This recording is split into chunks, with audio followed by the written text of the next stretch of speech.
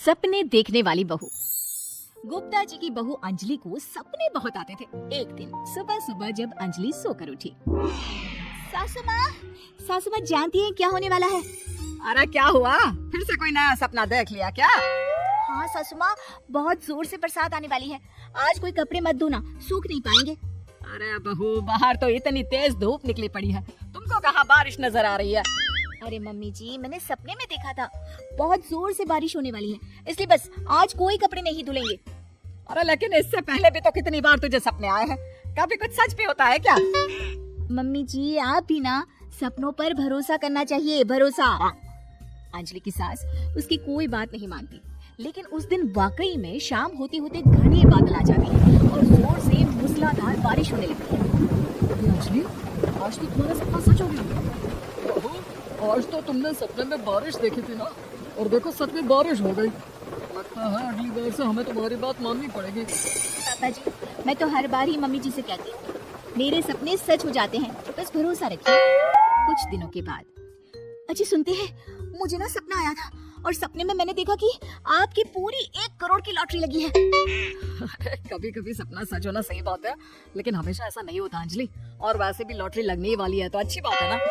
मैं तो कहती हूँ हम वो बड़ा सा घर खरीदने वाले थे ना, आज ही चलकर उसको फाइनल कराते हैं। अरे वाह वाह, हाथ में पैसा नहीं और बड़ा घर खरीदना है। अरे मम्मी जी, बताया ना आपको, मुझे सपना आया था कि हमें 1 करोड़ की लॉटरी लगने वाली है। देखो बेटा, ये पैसों का मामला है, इसमें किसी तरह की रिस्क नहीं लेनी चाहिए। और जब तुम्हारा सपना सच हो जाए तब तुम घर खरीद लेना। मम्मी पापा ठीक है अंजलि, अभी इतनी जल्दबाजी करने की क्या जरूरत है? मैं कुछ नहीं जानती, मुझे वो घर चाहिए तो चाहिए। और आपको प्रॉब्लम क्या है? कुछ दिनों में तो पैसे आने ही वाले हैं लॉटरी से। हाँ तो जब पैसे आ जाएंगे तब खरीद लेंगे ना।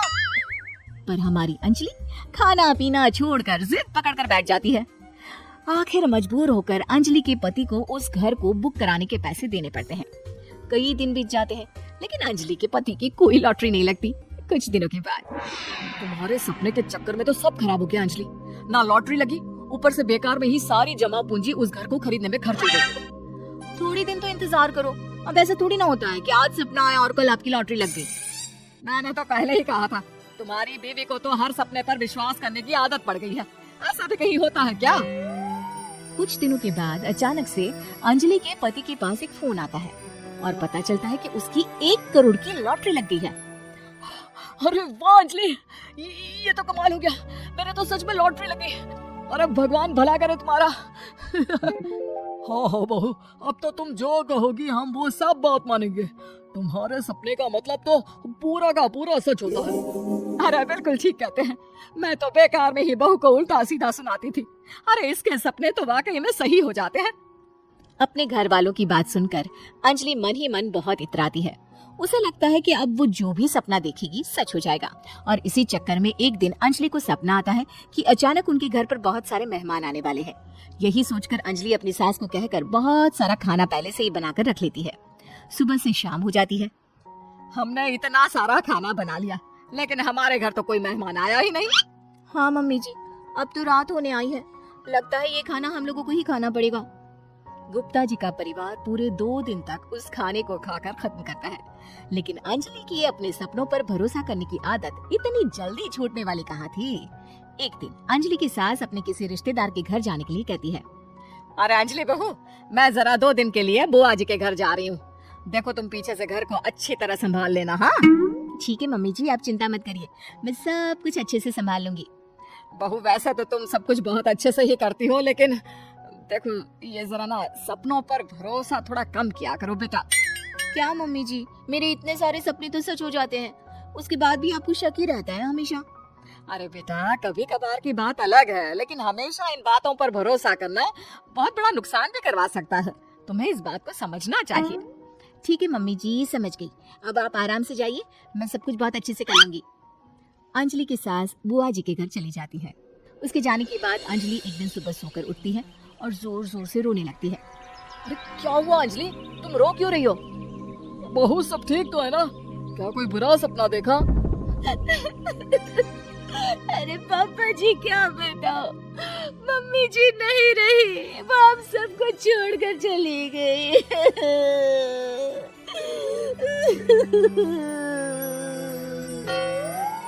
छोड़कर चली गई।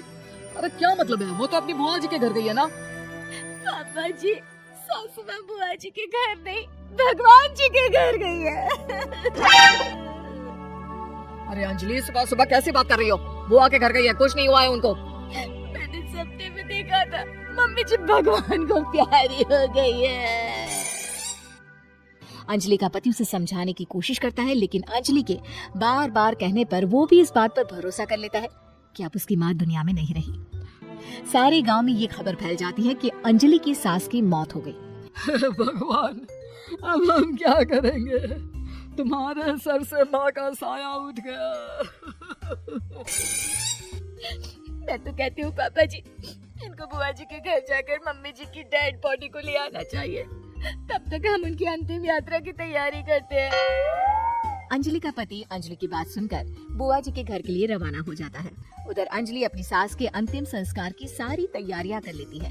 मोहल्ले के सारे लोग वहाँ पर आकर इकट्ठा हो जाते हैं। बहुत बुरा हुआ, मेरी सास मुझे बहुत प्यार करती थी, बुआ जी के घर गई थी। अरे हमको क्या पता था कि भगवान जी के घर जा रही है। अंजलि ने अपनी सास की तस्वीर पर हार पहनाकर घर के बीचों बीच रख दिया। सब लोग आकर गुप्ता परिवार को सांत्वना दे रहे थे। थोड़ी देर बाद अंजलि का पति घर आता है और साथ में अपनी माँ को भी ले आता है। अरे बहू, मेरी तस्वीर पर हार क्यों चढ़ा रखा है? सब लोग अंजलि की सास को देखकर डर जाते हैं। अरे आप लोगों को डरने की कोई जरूरत नहीं है, मेरी माँ जिंदा है। ये तो मेरी बीवी के सपने के चक्कर में हम लोगों ने अपनी माँ को मरा हुआ समझ लिया। बहू, सपने देखना ठीक है, पर अपनी जिंदा सास का अंतिम संस्कार करना बहुत बड़ी गलती। उसके बाद अंजलि की अपने सपनों पर आंख मूंद कर भरोसा करने की आदत हमेशा के लिए सुधर जाती है।